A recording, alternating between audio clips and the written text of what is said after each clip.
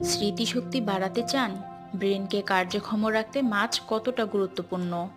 সুস্থ জীবন ও ব্রেনকে কার্যক্ষম রাখতে সামুদ্রিক মাছে জুড়ি মেলা ভার।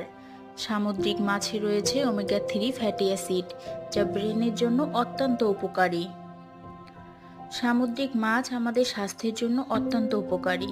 সামুদ্রিক মাছ যে ওমেগা 3 যুক্ত ফ্যাটি অ্যাসিড মস্তিষ্কে রক্ত সরবরাহ বাড়ায়, ফলে মস্তিষ্কের কার্যক্ষমতা বেড়ে যায়। যেমন স্মরণশক্তি বৃদ্ধি পায়, শেখার ক্ষমতা বাড়ে এবং ব্রেনের বুড়িয়ে যাওয়া প্রতিরোধ করে। সামুদ্রিক মাছে আরও রয়েছে ভিটামিন বি 12, যা নার্ভ ও রক্তনালীকে সুস্থ রাখে, ডিএনএ তৈরিতে সাহায্য করে।